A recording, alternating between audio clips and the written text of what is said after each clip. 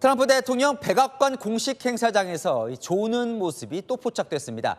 팔순 고령에 따른 건강 우려설이 끊임없이 제기되지만 정작 본인은 출마하고 싶다며 삼선에 대한 욕심을 드러냈습니다. 아동에게 권고하는 예방접종 항목을 줄이는 행정명령에 서명한 트럼프 미국 대통령. My administration is recognizing gold standard childhood vaccine recommendations for only 11 core vaccinations. 발언 뒤 눈을 감더니 꾸벅꾸벅 졸기 시작합니다. 잠을 깨려는 듯 몸을 움직여 보기도 합니다. 트럼프는 과거에도 공식 석상에서 졸음을 이기지 못하는 모습을 보였습니다. 지난달 28일 린지 그레이엄 공화당 상원 의원의 장례식 때는 물론 지난 5월 사우디에서 840조 원에 달하는 투자 약속을 받은 뒤에도 조는 모습이 목격돼 화제가 됐습니다. 고령으로 인한 건강 우려설이 나오지만 본인은 오늘도 삼선에 도전하고 싶다고 밝혔습니다. I'd love to run, but the law is very strong. Everybody wants me to do it, but the law is very strong. 미국 헌법은 대통령 임기를 2번으로 제한하고 있습니다. 하지만 트럼프는 지난달 24일 열린 백악관 출입기자단 만찬에서도 미국의 다음 대선 연도인 2028이 적힌 모자를 쓰고 나와 재출마 가능성을 언급했습니다. 트럼프가요, 최근 한 인터뷰에서 흥미로운 발언을 했습니다. 이 인터뷰를 여러분들께 공개해 드릴 건데요. 2026년 중간선거를 앞두고요. 국가안보 비상사태를 선포해서 이 선거에 대한 통제력을 강화할 수도 있다라는 뉘앙스를 풍긴 겁니다. 이 배경을 좀 설명드릴게요. 트럼프가요, 밀어붙이던 이 Save Act라는 게 있었어요. Save Act. 이 Save Act 법안이 있었는데 이게 글쎄 통과가 안 됐습니다. 그러니까 아무리 미국이란 나라는 여기 보면 Senate failed to pass Save America Act. 네.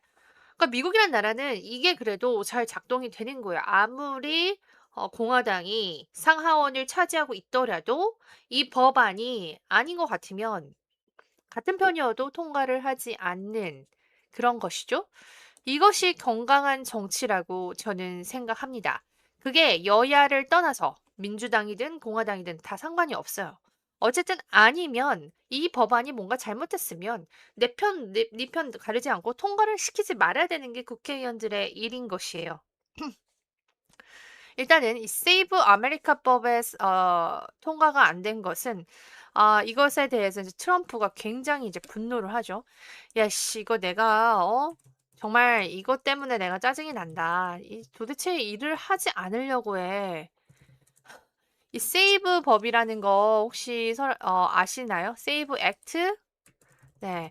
이 세이브 액트라는 거를 조금 여러분들께 설명드리자면 투표와 관련이 돼 있죠. 미국에서 유권자 등록과 투표 과정에서 이 시민권 증명과 사진 신분증을 제시하는 걸 의무화하는 거. 이거 되게 우리나라가 듣기에는 이상하죠. 아, 이거 너무나 당연한 거 아니야?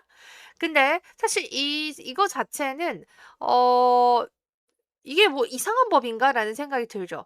이 선거의 신뢰성을 좀 강화하려는 세이브 아메리카인데 이것이 필리버스터의 토론까지도 이어지고요. 이걸로 굉장히 지금 논란이 되고 있습니다. 그러니까 유권자 등록할 때 미국의 시민권을 증명하는 서류, 여권이나 출생증명서 제출을 의무화해야 되고 투표 시 사진이 부착된 신분증의 제시를 의무화하는 거예요.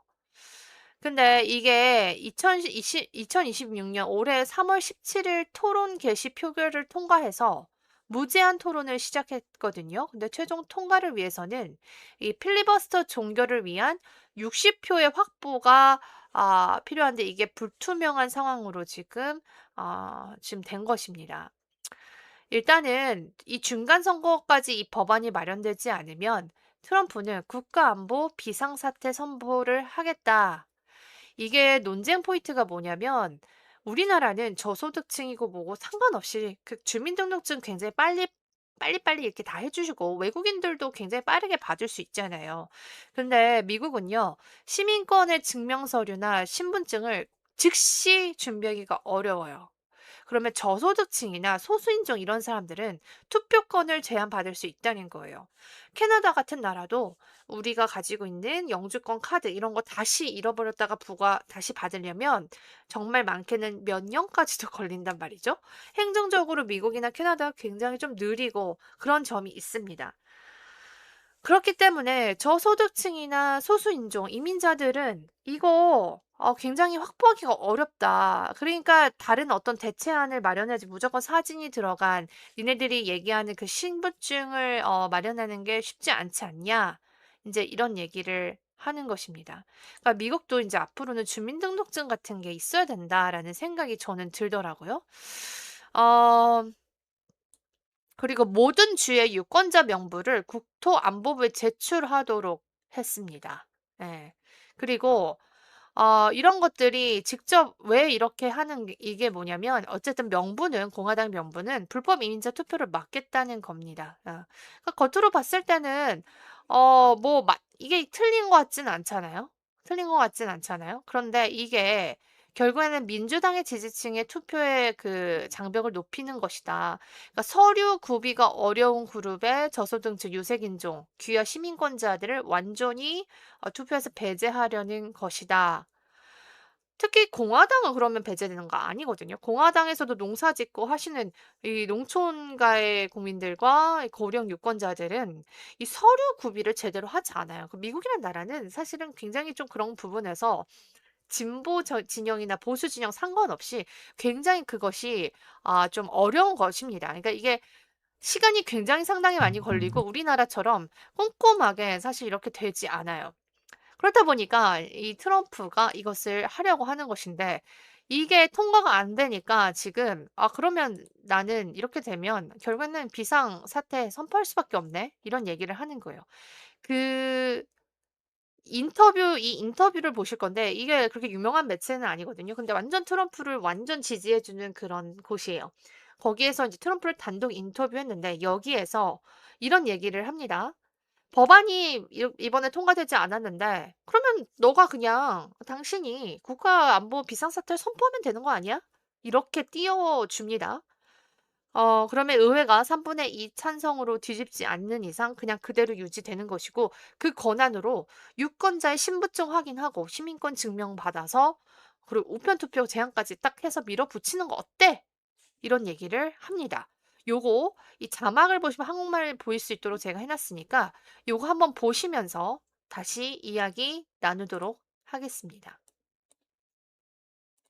It's very dangerous. It's too. A ridiculous. lot of people get it. So let me put an idea in your head, okay? Because it's so hard to get the Senate to do anything. Now they're on recess. They don't get anything done if they never Right. get the Save America Act done. You have the right to declare a national security emergency for elections. And the Supreme Court ruled in 1983 under Reagan, that INS versus Chadha, that if you declare a national security emergency as the president of the United States, they can't challenge it. It can only be overturned by a 2/3 vote of both houses of Congress. So if you do this in the next month, we will get photo ID, proof of citizenship, and a limit to mail-in ballots, and Let you me don't just say even that need stranger the things Senate have vote. happened. Okay, I'll leave it at that. All right, we'll leave it at that. So let me finish. 자, 근데 여기서 트럼프가 그래, 좋은 아이디어, 나 그거 할게 이렇게 말을 하지 않아요. 왜냐하면 그렇게 말을 하면 상당히 논란이 될 수 있고 문제가 될 수 있기 때문이고요. 저런 사람들이 바로 윤석열 주변에서 계엄을 막 찬양하고 하시라고 독려했던 저런 인간들이 결국에는 지금 우리나라는 깜빵에 가 있는데 미국은 지금 어떻게 될지는 모르겠습니다. 어쨌든 뭐 겉으로 봤을 때는 저게 뭐가 문제냐. 신분증 당연히 필요하고 유권자들의 신분을 확인하는 거 너무나 당연한 절차인데 저거 가지고 왜 이렇게 하는 거야? 라는 반론은 있을 수 있습니다. 근데 어쨌든 저기에서 이렇게 얘기를 하고요. 트럼프는 이런 반응을 합니다. With a couple things. Dr. Fauci, can't you Yeah. challenge the auto pen? You should challenge in court Well, we are the doing auto it. pen. We are doing You it. are doing it. Okay, well, good. What has to happen? I mean, I've become an expert on the auto pen thing because I'm not an auto. 이 뒤에는 뭐 그 다른 얘기인데 어쨌든 이 인터뷰를 계속 듣다 보면 트럼프가 이 비상 선언에 대해서 뭐 하겠다 안 하겠다 이런 발언은 하진 않고요. 그래, 이상한 일들이 일어나곤 있네. 한번 검토해야 되나? 뭐 요런 약간 그런 뉘앙스의 여지를 남겼습니다. 그러니까 부인도 하지 않고 확인도 안 하는 아주 특유의 화법을 구상하고 있는데요. 이런 화법을 사실 어떻게 봐야 되나 이런 생각이 듭니다. 단순히 이게 인터뷰 발언 하나로 끝나는 얘기는 아닙니다. 최근 몇 달간의 흐름을 같이 봐야 되는데 그림이 아주 그러면 선명해지는 부분이 있어서 그걸 여러분들께 설명해 드릴 거예요. 첫 번째는 우편 이슈입니다. 그러니까 우편 투표 이슈인데요. 우리나라는 우편으로 투표를 못하지만 미국은 워낙 땅덩어리가 넘기 때문에 메일링, 우편으로 투표를 할 수 있습니다. 행정부가 미국의 우정공사를 통해서 유권자 명단을 넘기지 않는 주의 우편 투표는 배달하지 말라고 압박한 사실이 있습니다. 심지어 공화당의 주들조차도 사생활 침해 이유로 거부했고요. 또 연방 법원이 이 행정명령을 막았는데 행정부는 최근 연방 대법원까지 상고를 한 상황입니다.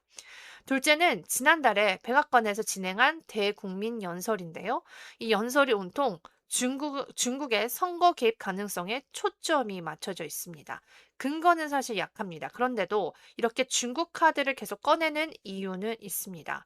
국가안보 사안이 걸리면 대통령이 단독으로 행동할 수 있는 권한의 폭이 넓어지기 때문입니다. 셋째는 이게 좀 더 구체적으로 볼 수 있는 건데요. 워싱턴 포스트가 올해 2월 말에 단독 보도를 하나 했습니다. 이 단독 보도를 보면 백악관과 조율 중인 친트럼프 활동가들이 17페이지의 분량의 행정명령 초안을 돌리고 있다라는 것이에요. 이 초안의 핵심 논리가 뭐냐면 2020년 대선에 중국이 개입했다라는 걸 근거로 국가 비상사태를 선포하고 그걸 바탕으로 우편 투표와 특정 투표 기기를 대통령이 직접 금지할 수 있는 권한을 확보하자라는 것인데 얼마 전에 트럼프가 대국민 연설을 하겠다 해서 제가 새벽까지 라이브를 한 적이 있었잖아요. 그때 주된 내용이 바로 부정투표. 그리고 이것이 중국이 개입했다. 완벽하지 않습니까? 진짜 그렇게 빌드업을 하고 있는 것 같아요. 실제로 이 초안 작성에 관여한 활동가 중 한 명은 입증 가능한 외국의 개입이 있다면 이건 국가안보 비상사태가 맞고 대통령이 총사령관 권한으로 명령을 내릴 수 있다는 취지로 언론에 인터뷰를 하기도 했습니다. 물론 이에 대한 반론도 만만치 않은 상황이죠. 헌법상 선거 관리는 각 주가 가지고 있는 권한입니다. 법원도 그래서 계속 이 원칙을 지지해 왔다고 하는데요. 그래서 선거 전문가들이나 이 일부 주 선거 책임자들은 이런 시도 자체는 완전한 위헌이다. 이렇게 지적하고 있습니다. 이게 위헌이기 때문에 트럼프가 정말 그렇게 강행한다면 오히려 진짜로 탄핵을 할 수 있는 명분이 더 많이 생긴다. 이 비상계엄, 그러니까 트럼프 미국에서는 비상사태, 실제로 발동이 되느냐 안 되느냐를 떠나서 이런 신호가 계속 이렇게 나온다는 것 자체가 유권자들과 선거관리기관들의 사이에 굉장한 불안감과 불확실성을 키워주고 있다. 이것을 우리는 눈여겨봐야 되는 사실 같습니다. 많은 분들이 지금 채팅창에서 주식 얘기하시는데 뭐 만약에 정말 트럼프가 이런 식으로 비상계엄을 선포한다? 그러면 저는 주가에는 매우 안 좋은 영향이 있을 수밖에 없다라고 생각합니다. 왜냐하면 많은 외국인들이 투자하는 미국 증시에서 그렇다면 정말 떠날 수도 있지 않을까.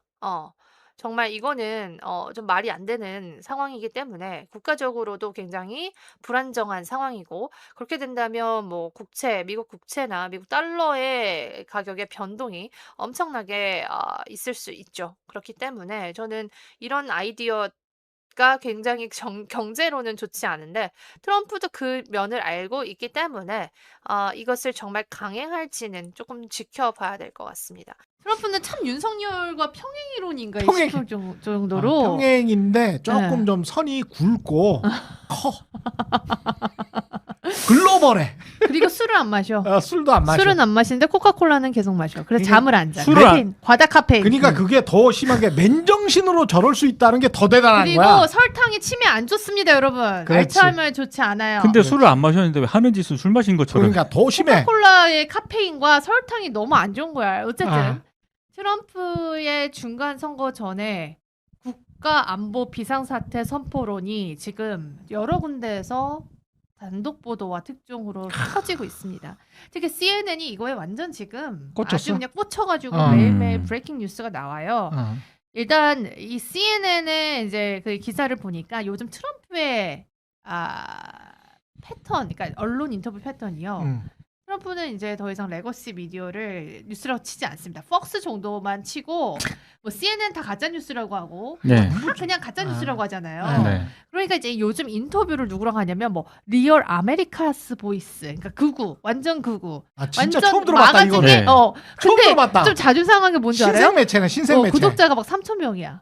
3,000명? 그래서 나도 용기를 내서 뉴스포터도 한번 보내봐. 막. 아. 그러니까 그런 거 구독자 수 상관없어. 그냥 자기 지지자면 구독자 수 몇천 명인 구독자가 유튜브- 3,000명인데 인터뷰를 한다고 대통령이? 미국 대통령이. 그런 와. 그런 거 상관없어요. 인물이 중요합니다. 근데 이제 저도 이 사람 처음 봤어요. 아. 리얼 아메리카 직접 이제 그 인터뷰를 좀 봤는데 네. 이 사람이 사실상 이런 사람들은 지금 어떤 얘기를 하냐면 비상계엄, 그러니까 한반도 국가안보 비상사태 선언하라는 사람이에요. 트럼프를 계속 독려를 하는 사람들이에요. 아, 그 사람과 인터뷰를 했다고? 그 사람과 인터뷰를 합니다. 근데 어떤 일이 있었냐면 트럼프 행정부에서 통과시키려고 하는 법안 중에 지금 중간선거를 앞두고 세이브 법안이 네. 있어요. 아, 그 세이브 법안은 뭐냐? 아. 우리나라는 이제 뭐 주민등록증 이런 거 잘 되어 있으니까 그거 없는 사람 있습니까? 우리나라에? 국민들 없죠.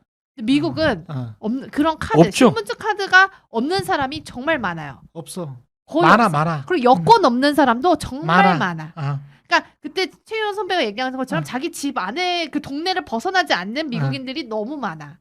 그리고 우리나라처럼 이렇게 주민등록증 바로바로 발급해주는 데도 아니에요. 거기는 국민등록증을 받으려면 birth certificate이라고 해서 출생 신고서부터 여러 가지 종이 서류를 또 찾아가지고 그거로 막 해야 되는데 그게 천년 만년이 걸려. 그러니까 미국 애들은 굳이 그런 포토 아이디가 없는 것이고. 근데 그 미국 시민권자만 SSN을 받는 거는 아니에요. 오래 살면 맞아요. 저도 SSN을 받았어요. 그래서 미국에 가서 제일 처음에 하는 일이 이제 운전면허증 따는 일이고, 운전면허증 따다가 몇 년 지나면 뭐 1, 2년 지나면 이제 SSN을 신청을 하거든요. 네네. 그러면 이 사람 뭐 별일 없으면은 SSN을 줘요. 근데 SSN이 소셜 시큐리티 넘버라 그래서 사회 보장 네네. 번호예요. 네네. 이 우리나라로 치면 주민등록 번호가 없는 사람들이 굉장히 많아. 네. 근데 지금 그거를 세이브 법안에서는 SSN이 꼭 있어야 된다는. 무조건. 투표를 하려면 SSN이 아니요. SSN이 꼭 있어야 되는 것뿐만 아니라 포토 아이디도 같이 있어야 된다. 포토 아이디도 있어야 된다. 그러니까 SSN이 방금 말씀하신 것처럼 시민권자, 그러니까 유권자가 아닌 사람들도 있잖아요. 있어. 그러니까 그거로만 여태까지는 등록을 했는데, 맞아. 그러니까 자꾸 유권자의 권리가 없는 사람들이 들어와서 부정투표하는 거 아니냐. 라고 공화당에서 계속 주장했죠. 그렇죠. 그러니까 그 일리는 있어요. 들어보면. 맞아, 그러니까 맞아. 그 번호와 그 다음에 세컨더리, 그 프라이머리로 신분증을 꼭 가지고 있어야 된다. 그러니까 그 번호는 사실상 그냥 그 시민권자 아니어도 많이 있고 또 드라이버 라이센스 번호도 사실은 많아요. 맞아. 그러니까 불법 이민자들도 가지고 있고 거기서 템포러리 그 임시적으로 일하는 사람들도 가지고 있는 경우가 있단 말이에요. 근데 그런 사람들은 원칙적으로 유권자가 아니잖아요. 그렇지. 그렇다 보니까 트럼프가 그래서 부정선거를 계속 얘기하면서 이거로만 하면 안 되고 우리가 이제 앞으로는 시민권 서류의 증명을 의무화하자. 거기에 사진이 부착된 그런 아이디까지도 우리가 요구를 한다. 근데 이게 우리랑 조금 다른 게 뭐냐면, 아니 솔직히 포토 아이디 그게 뭐 대수야 만들면 되지 않는데 미국은 프라이버시 이슈가 좀 많대요. 개인정보. 내 얼굴 이런 것들을 어디 찍어서 올리는 것 자체가 우리나라 그쵸. 솔직히 뭐 우리나라 방송국에서 출연료 등록한다고 어떤 작가가 그냥 저희 주민등록 찍어 보내라면 우리 다 보내잖아요. 그쵸. 미국에서는 그런 요구 불가능하죠. 자체를 하면 안 돼요. 그렇죠. 그거 굉장한 KBS는 지금도 그런지 모르겠는데 출입할 때 쓰는 거 있잖아요. 네. 거기도 주민등록번호 써보라 그래요. 다 써요. 여기서 이제 막간상식으로 제가 잠깐만 말씀드리면, 미국은 이제 보안관으로부터 시작된 나라이기 때문에 그 서부 개척 시대 보안관부터 시작한 나라고, 한국 같은 경우는 한국처럼 주민등록번호가 완전히 이렇게 뭡니까? 출생 신고부터 해가지고 주민등록번호가 전 국민한테 발급이 되고 이렇게 국민 통합적인 박정희식의 나라는 박정희가 만든 나라예요, 사실은. 이게 국가가 국민들을 조금 안 좋은 소리로 하면 감시하기 쉽게 만들어져 그쵸. 있는 체제입니다. 이게 1970년대 완성된 체제고요. 이게 비슷한 체제가 사실은 중국입니다. 예? 중국 같은 나라들이고 중국이나 북한도 이런 체제를 가지고 있죠. 그래서 미국의 원래 건국 이념하고는 지금 안 맞는다고 해서 니들은 가령 은행에서 거래할 때는 거기에서 필요한 것만 민간에서 하고 네. 교육청도 아니지. 그러니까 주교육청에 가가지고 학교에서 등록할 때는 그냥 그 불법 이민자가 자기 자식을 데리고 가서 그냥 등록시킬 수 있어요. 그것과 그 우리 같은 주민등록 번호 가지고 오세요. 부모가 누구 이게 물어보지도 않고 그걸 요구하는 것 자체가 사회적으로 왜 그거는 내 프라이버시인데 요렇게 돼 있는 거예요. 그래서 뭐 심지어는 불법 이민자의 자녀를 미국의 아이스 있잖아요. 미국 이민 단속국이 그 자녀를 어떻게 이용해 가지고 그 불법 이민자인 부모를 잡아내려고 그 정보를 취득하는 거 있죠. 그러니까 가령 우리 같으면 이민 단속국이 교육청에다가 야, 그 사람 그 주민등록번호랑 그 주민 뭐 다 이렇게 내나오게 해봐봐. 다 단속할 수 있게 아주 쉽게 단속할 수 있잖아요. 불법입니다. 안 됩니다. 네. 그리고 각 주마다 각 카운티마다 거부를 해버립니다. 교장도 거부하고 교육청장도 거부하고 맞아요. 그러니까 그런 측면에서는 굉장히 자유로운 나라입니다. 네. 근데 그거를 수십 년 동안 유지를 하니까 그거를 보고 공화당에서 주장하는 그런 불법 이민자들에 의한 어떤 투표가 몇 건이 있었을 수도 있다라는 생각은 저도 좀 들어요. 그러니까 저도 미국의 공무원, 시스템이 네, 미국의 시스템 자체가 네. 사실은 명분을 준 건 맞아요. 그렇지. 왜냐하면 아. 기존의 이 시스템을 보면요, 그 투표를 할 때 투표 용지에 그 본인의 이제 그 사회보장제도의 번호 그거를 기재를 하고 그렇죠. 어떤 신분증이나 그 서류를 제출 안 해도 돼요. 맞아요. 그 번호만 받고 대신 맞아. 거기다 서약을 해요. 내가 만약에 이걸 허위로 넣을 시 내가 처벌을 받을 것을 맞아. 맹세합니다. 맞아. 거기에 그냥 사인을 하니까 맞아. 그냥 사람들이 그냥 사인하고 그다음 거기다 번호 넣고 그러니까 이게 누가 투표했는지 그 번호가 정말 제대로 부여가 된 번호인지를 번호 자체는 확인을 하겠지만 방금 말씀하신 대로 비시민권자도 그 번호를 부여받을 수 있는 주가 많이 있단 말이죠. 나도 부여받았었다니까. 그러니까요. 그러니까 트럼프가 말한 지적이 아. 솔직히 아예 이상한 건 아니에요. 맞는 맞아. 건 맞아. 아. 근데 지금 미국의 민주당에서 얘기하는 거는 지금까지 우리가 여러 가지 조사를 해봤는데 그 서약을 하기 때문에 그리고 어쨌든 그 번호를 넣기 때문에 그렇게 부정투표를 많이 한 사람이 많진 않았다. 물론 있을 순 있지만 그리고 지금 그거를 하라는 거는 니네들은 지금 아예 그냥 투표를 그러면 결국은 못하게 하는 거 아니냐. 지금 당장 출생신고서 없는 사람도 많고 그렇지. 여권도 없는 사람도 많고 어. 지금 뭔가 신분증조차 없는 미국인도 많은데 맞아. 지금 이게 우리나라가 이렇게 한국처럼 한 달 만에 바로바로 뭐 못해. 발생할 수 없는데 그럼 11월인데 어떻게 할 거냐는 거죠. 그러니까 이거는 그러면 차라리 그 사람들은 투표 못하게 하는 그러니까 거야. 못하게 하는 거예요. 그러니까 민주당한테 유리한 층이 어디예요? 그렇지. 저소득층, 그다음에 이민자들. 그 사람들 대부분 그렇게 시큐리티 카드 없습니다. 그렇지.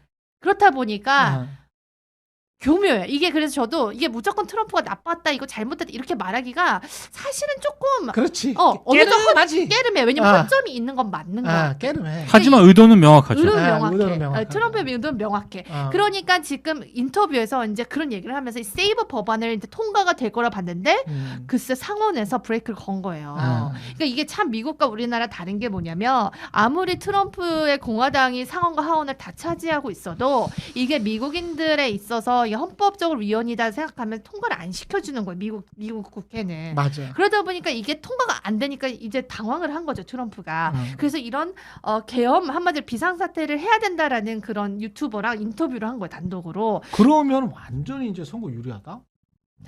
완전히 선거 유리하다. 그러니까 저 상황이 그래서 트럼프의 지지율이 뭐 30% 후반대인데도 불구하고 트럼프가 아직도 가능성이 있다라고 생각하는 게 저거예요. 그리고 이민법과 관련해서는 이민자들과 관련해서는 굉장히 부정적인 여론이 높기 때문에 네.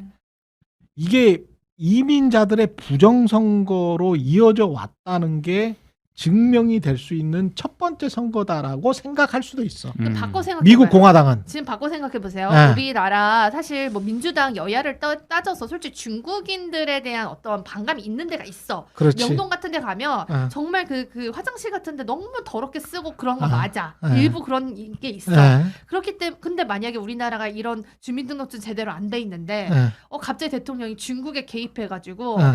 유권자도 아닌 중국 애들이 몰표를 줬다. 뭐 이런 식으로 만약에 한다면 그 여야 상관없이 사람들이 그거에 대한 반감이 있기 때문에 거기에 찬성을 할 수 있단 말이에요. 그러니까 지금 보면 트럼프의 지지율 조사를 보면 트럼프가 그나마 가장 높은 점수를 받는 게 이미그레이션이거든요. 그러니까 요거와 아주 딱 접점을 맞춰서 그치. 지금 얼마 전에 대국민 연설에서 무슨 말 했습니까? 중국의 개입을 얘기했잖아요.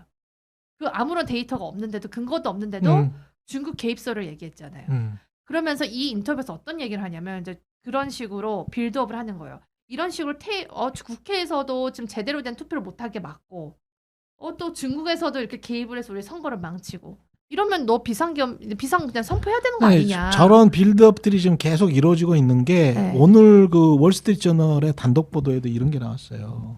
중국이 아니고 이번엔 북한이야. 북한에 한 3,000명 정도의 북한인들이 이게 미국 FBI가 직접 증명을 해버려가지고 큰 사건입니다. 3,000명 정도가 이제까지 800 밀리언이니까 8억 달러죠. 8억 달러를 북한에다가 송출을 했다는 거야. 북한인들이 미국 시민권자인 것처럼 사기를 쳐가지고 불법으로 취업을 했어. 근데 그렇게 취업할 수 있었던 여건은 코로나19 이후에 코로나 사태 이후에 그냥 집에서 그냥 이 IT 개발자들이 이걸 했잖아요. 재택근무. 근데 북한에 IT 개발자들이 많잖아. 예. 근데 걔들이 맨날 해킹만 하다가 이걸로 달러벌이를 할까라고 해서 북한이 전격적으로 이걸 시행을 해가지고 한 3,000명이 취업을 했는데 취업해서 애들이 진짜로 일했던 곳은 IP 주소를 찾아가 보니까 중국 쪽, 아프리카 쪽 다 이쪽이야. 근데 이게 미국에 있는 그 취업 알선 브로커랑 연결을 시켜가지고 미국 시민권 이런 식으로 해서 사기를 쳐서 8억 달러를 북한으로 송금했다. 그게 다 김정은의 미사일 만드는데 했다. 뭐 이런 식의 이제 보도가 오늘 나왔더라고. 그러니까 빌드업이 지금 엄청 되고 있는 겁니다. 근데 일단은 그 워싱턴 포스트 기사를 보면 이런 기사가 나옵니다. 지난 2월부터 친트럼프 활동가 사이에서 2020년 당시에 중국의 그 개입으로 망쳐진 선거를 근거로 대통령한테 2026년 선거에 대한 비상 권한이 있다고 주장하는 행정명령 초안이 지금 돌고 있다. 이렇게 워싱턴 포스트가 보도했거든요.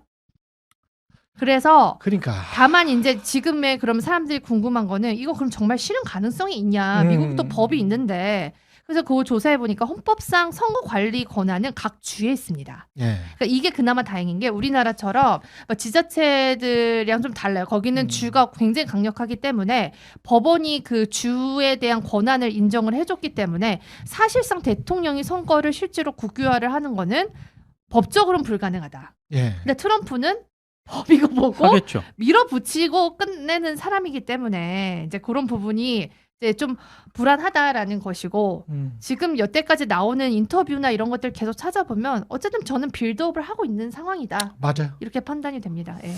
사실 지금 미국 관련한 이슈가 지금 굉장히 많아가지고 심각하기도 하고. 심각해 진짜. 그렇지. 네. 그래서 이제 모셨는데 방송 생방 직전 12시 한 반 언저리에 민주당 대표 후보 중 한 분이 또 이제 글을 하나 올렸어요. 네. 그게 이제 우리 김준영 원내대표 때문인데요.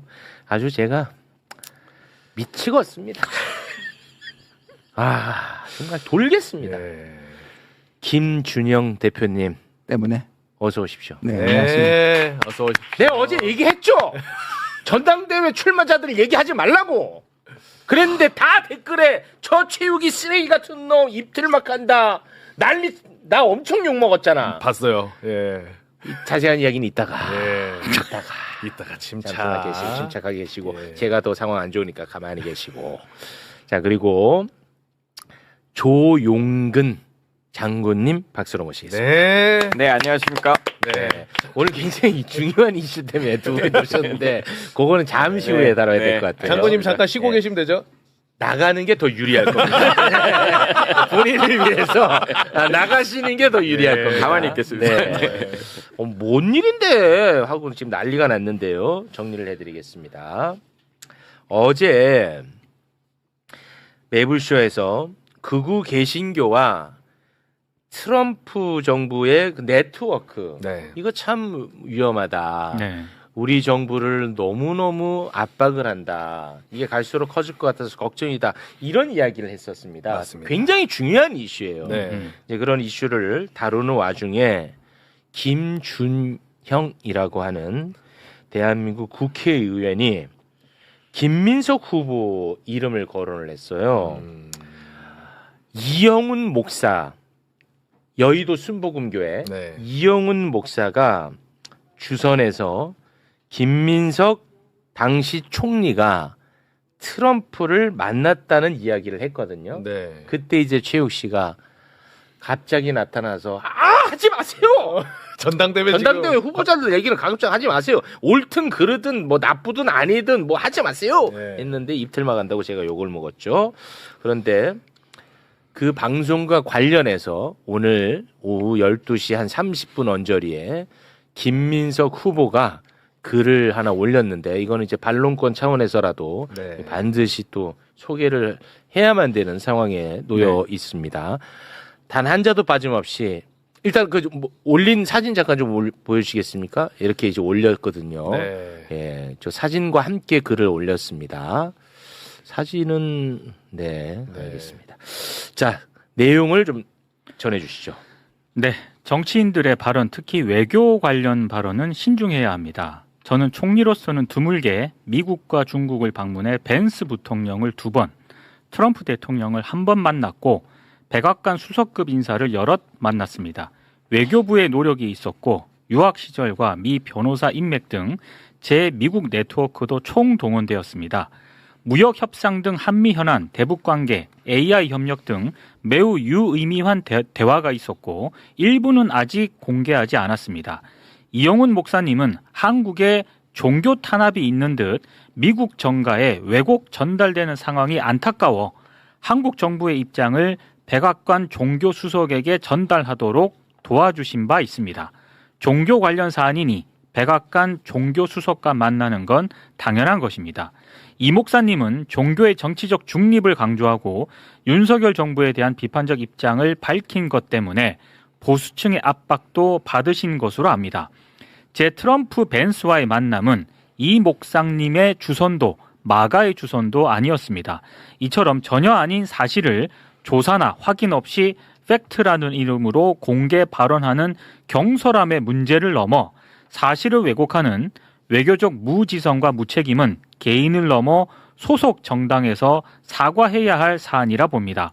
합당을 희망한다면서 그 상대인 민주당 당대표 후보에게 전당대회 말미에 이런 근거 없는 폄하를 하다니요. 당과 본인의 책임 있는 조치를 기대합니다. 네. 전문을 소개해드렸고 그렇습니다. 근데 이 사실관계, 그러니까 뭐 이 글에 대한 평가는 절대로 하지 마시고 그거는 이제 우리 당사자가 말씀하셔야 될 것 같고 이영훈 목사의 주선으로 트럼프를 만난 것이 이제 사실이 아니다라는 거거든요. 네. 혹시 그 부분은 어떻게 팩트 체크가 될 수 있나요? 그러니까 중앙일보가 3월 16일자에 지난 2026년 3월 16일자에 보도한 내용이 있거든요. 제목이 단독이란 이름을 달았고요.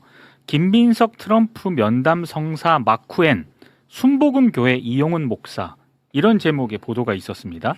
여기 보면은 이제 김민석 총리와 여의도 인연으로 연결된 여의도 순복음교회 이영훈 목사가 백악관 신앙사무국장인 폴라 화이트 목사와의 라인을 가동한 게 주요했다. 뭐 이런 보도 내용이 있고요. 이영훈 목사가 적극적으로 다리를 놓아서 방미 하루 전 화이트 국장과의 면담이 극적으로 확정된 것이다. 뭐 이런 내용도 있고 네. 이영훈 목사 측이라고 되어 있거든요. 근데 아마 뭐 관계자인 것 같습니다. 중앙일보 기자에게 이영훈 목사의 주선이 트럼프와의 회동으로까지 이어진 것은 고무적인 일이다라는 멘트까지 이 기사에 들어가 있기 때문에 네, 알겠습니다. 예. 그 보도가 뭐 보도가 틀렸다는- 있었습니다. 그러니까 보도는 있는데 사실이 아니라고 했으니까 네. 그 보도가 이제 틀렸을 가능성도 좀 열어놔야 될 것 같습니다. 하지만 3월 네. 16일자에 중앙일보가 이런 보도가 있었다. 예. 알겠습니다. 자, 이제는 입장. 예, 저도 뭐 조금 억울한데요. 저는 뭐 소년보가 트럼프를 만났기 때문에 이 이슈가 등장했지. 그게 제가 전대전이기 때문에 민주당 전대전이기 때문에 제가 이 얘기를 한 것은 절대 아니고요. 당연한 말씀이고요. 그리고 지금 조금 전에 다시 한번 올려주시면 좋겠는데 굉장히 왜곡된 동영상의 헤드라인입니다. 거짓 뉴스를 제가 뿌린 적이 없고요. 극우 뉴마가와 김민석 전 총리가 결탁했다는 말 전혀 한 적이 없습니다. 그렇죠? 네, 그런 거 그거는 없습니다. 없었습니다. 제가 우려한 거는 한미 극우의 기독교 세력들이 연대가 새롭게 일어나고 있고 그것이 굉장히 크게 일어나고 있고 트럼프한테 영향을 끼치고 있다. 심지어 이들은 진보 정부에까지 손을 뻗칠지도 모르니 경계한다는 차원에서 아까 인용해 주신 그 중앙일보 보도에 따르면 그런 예가 될 수 있으니 이런 사람들의 도움을 받음으로써 빚을 지는 게 좋지 않다는 의미로 말씀을 드렸지. 제가 김민석 전 총리 지금 후보와 마가에 결탁했다는 말은 저는 상상도 하지 않았고 그런 취지로 말했던 것이 아니라는 말씀을 분명히 드리고요. 그것이 마치 오비일학처럼 그 부분이 제가 지금 민주당 전당대회의 민감함을 제가 충분히 인지 못했다고 유감을 표하지만 그것도 마찬가지로 아까 말씀드린 것처럼 소년보의 사건이 났기 때문에 해설을 했던 것이고 경계의 차원이었기 때문에 이거를 향후에도 민주당 전대의 어느 세력이든 어느 캠프든 활용하지 않았으면 좋겠다. 저는 절대로 그런 의도가 없었다는 말씀을 드립니다. 네, 알겠습니다. 이거는 뭐 전혀 준비되지 않았던 그렇습니다. 그런 이슈였는데 방송 직전에 이제 나온 것이라 요건 또 반론권 보장 차원에서 잠깐 다뤄봤습니다. 네. 이 정도 선에서 마무리 짓겠습니다. 지금 뭐 난리가 났습니다. 네. 이런 상황이기 때문에 제가 정무적으로 전당대회 출마자들 관련해서는 언급을 못하게 이틀막을 했던 것입니다. 예. 우리 장군님도 창백해졌는데요. 진짜 약간 창백해지신 것 같은데. 자, 이 정도에서 정리하도록 하겠습니다. 자, 그럼 오늘 준비된 내용으로 바로 들어가 보도록 하겠습니다. 네. 참 미국 상황이 매우 좀 심각합니다. 이란전에 이제 미군의 항공모함 링컨함이 지금 투입이 된 상태인데요. 이 링컨함에는 한 5천 명의 장병들이 타고 있나 봐요. 네. 그런데 전쟁도 좀 길어지고 하다 보니까 저기 안에가 사실상 거의 지옥인 것 같습니다. 저 항공모함에 탑승하고 있는 장병의 가족분들이 언론을 통해서 지금 폭로를 하고 있는데 거기에 좀 보도가 된 내용이 상당히 끔찍합니다. 정리를 한번 해주실까요? 네, 가족의 폭로인데요. 한 베테랑 장병은 장기간 과중한 업무에 시달린 끝에 바다에 투신했다. 다행히 목숨은 건졌다. 야간 당직을 서던 수병이 바다로 투신하려 하자 이를 본 동료들이 가까스로 제지했다. 이런 내용이 있습니다. 그리고 그 해당 장병, 그러니까 투신했다고 하는 해당 장병의 투신 시도. 예. 부인이 또 인터뷰한 내용이 있습니다. 네. 남편이 무사하다는 소식만 전해 들었을 뿐 몇 주째 연락이 닿지 않고 있다. 이렇게 인터뷰를 했어요. 그래서 지금 뭐 몇 명이 이런 이제 끔찍한 시도를 했는지 그리고 몇 명이 희생됐는지 이걸 요구를 하고 있는데 정보를 주지 않고 있는 상황입니다. 그리고 저기 안에서의 생활이 얼마나 처참한지 미국 민주당 의원이 또 얘기한 게 있더라고요. 마이크 레빈 미국 민주당 의원이 이렇게 얘기를 했는데요. 링컨함 샤워실에는 곰팡이가 피었고 변기는 고장났으며 세탁시설은 몇 주째 멈춰 있고 온수는 끊겼다. 장군님 이 상당히 지금 지옥인가 봐요. 끔찍합니다. 이게 기사 보니까 작년 11월 말에 출항해서 지금 9개월째 떠 있고 이게 현대 항공모함 역사상 가장 긴 기록이라고 보도에 나오던데. 그러니까 원래 항공모함의 파병은 기본이 6개월입니다. 길어야? 예, 길어야. 그러니까 원래는 이 주기가 36개월인데 실제 작전은 6개월하고 나머지는 정비하고 훈련하고 뭐 이렇게 돌아가는 텀인데 처음에 링컨함이 나왔던 게 서태평양이었습니다. 그러니까 7함대. 사실은 이 태평양 정구를 담당하는 링컨함이었는데 전쟁이 발발하니까 여기서 이제 넘어가게 된 것이죠.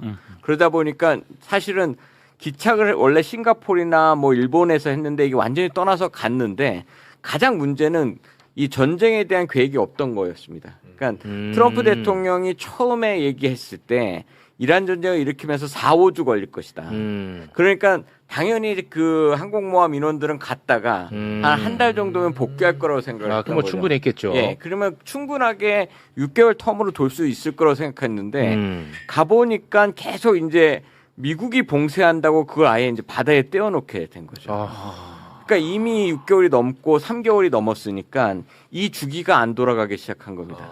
그러니까 벌써 들어와서 정비하고 쉬고 바꿔줘야 되는데 이게 계속 이란 전쟁이 언제 끝날지 모르는 상황으로 가니까 이걸 뺄 수도 없고 띄워놓기는 계속 해야 되고 그러다 보니까 이제 사실은 오버로드가 완전히 걸려서 사람도 못 견디고 배도 못 견디는 상황으로 간 거죠.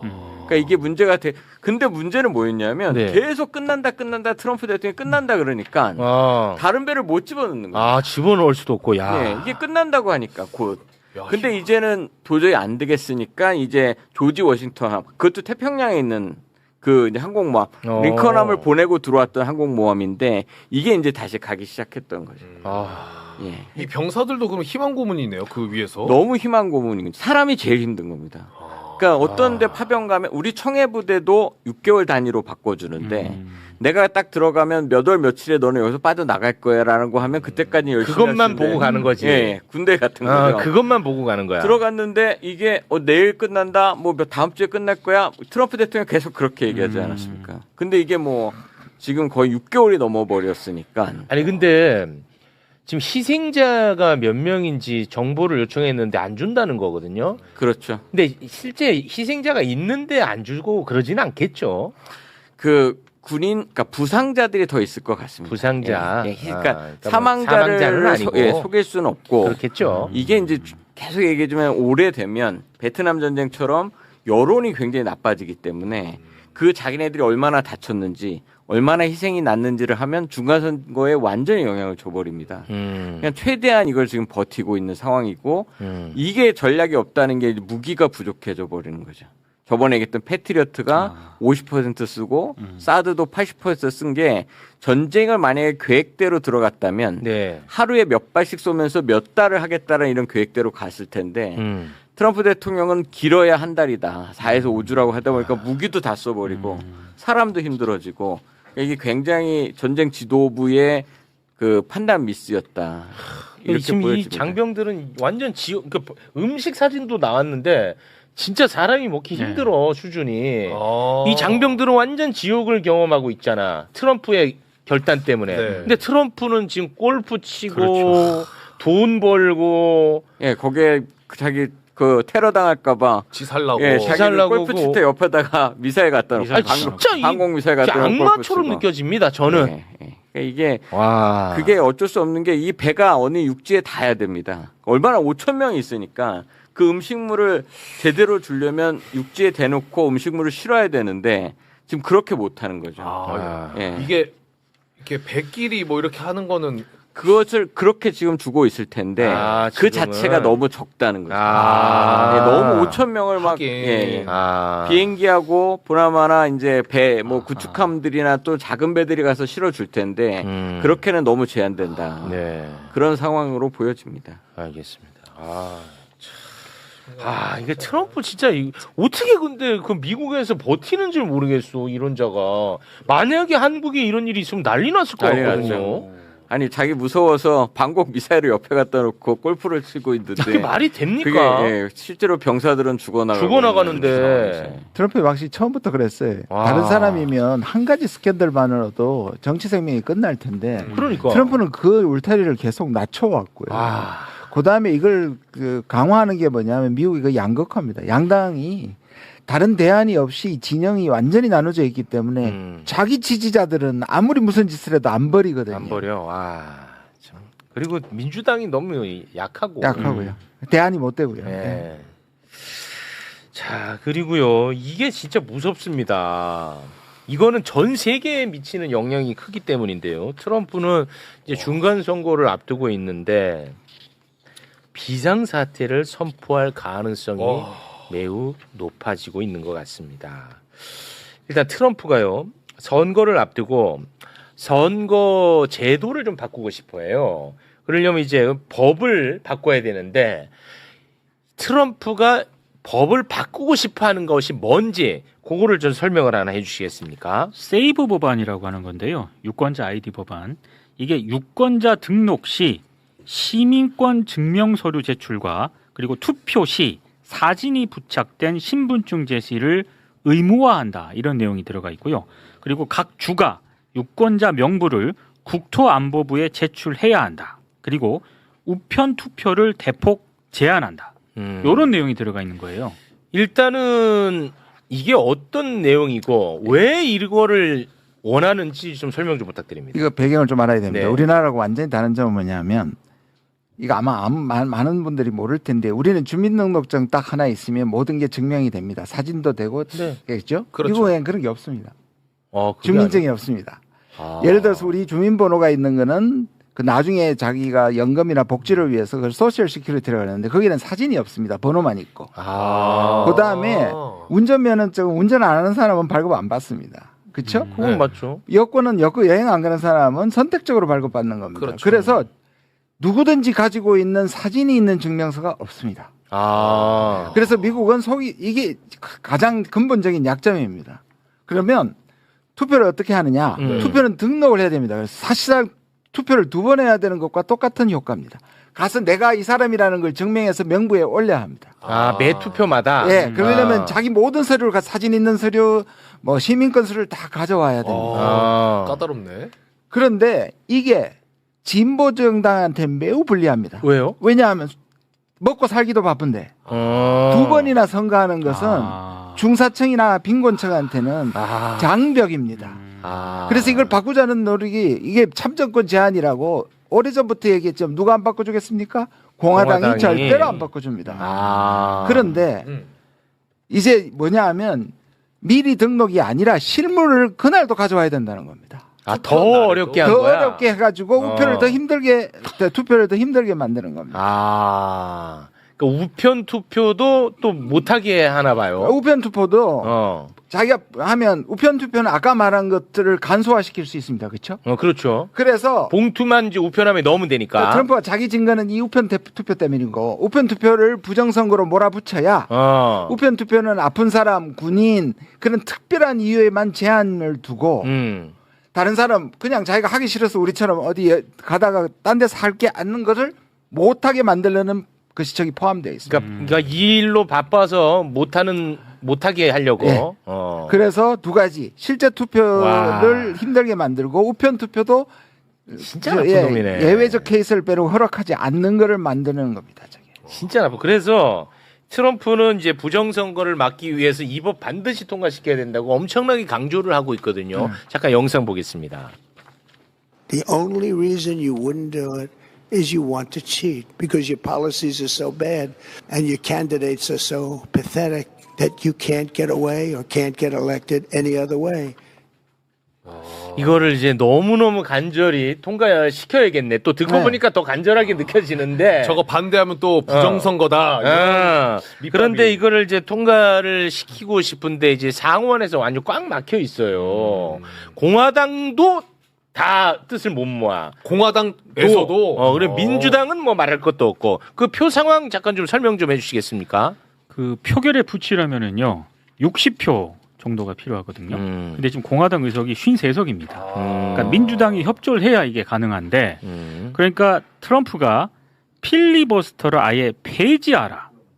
이렇게 얘기를 해요. 그러니까 그 존 튠이라고 공화당 상원 원내대표가 있는데 튠이 적임자냐는 질문에는 앞으로 알게 될 것이다. 이렇게 얘기를 했거든요. 근데 이 존 튠이 그 필리버스터 폐지 문제와 관련해서 폐지에 필요한 당내 지지도 확보하지 못했다. 트럼프는 우리 선거의 유권자가 아니다. 이렇게 약간 대립각을 보였어요. 근데 문제는 그 뒤로 한 2주 정도 두 사람이 연락 두절입니다.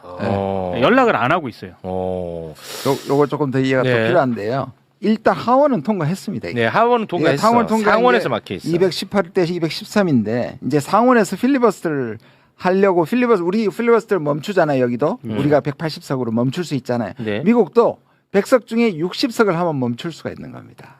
그럼 표결에 붙일 수 있어. 그렇죠. 이거는 필리버스터를 계속하면 이걸 통과 못 시키니까. 그러니까 지금 트럼프는 필리버스터를 없애든지 60표를 가져와라. 그걸 저 사람이 못하고 있으니까 무능하다고 욕하고.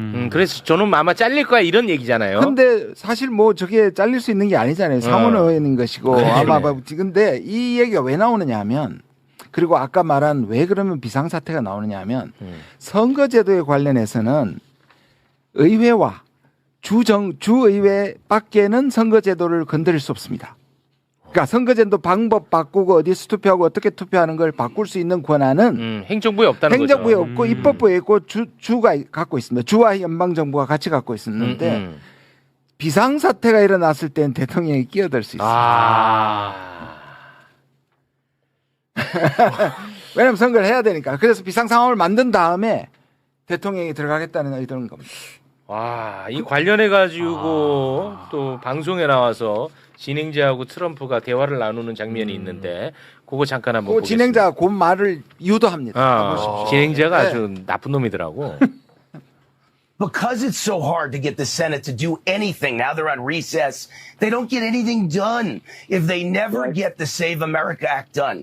You have the right to declare a national security emergency for elections. They can't challenge it. It can only be overturned by a 2/3 vote of both houses of cuts, and Let you me don't just say even that need stranger the things Senate have vote. happened. Okay, I'll leave it at that. And Let you me don't just say even that need stranger the things Senate have vote. happened. Okay, I'll leave it at that.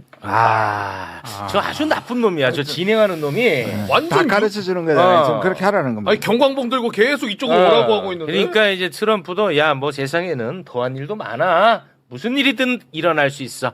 난 여기까지야. 하고 딱 전화를 끊는. 맞습니다.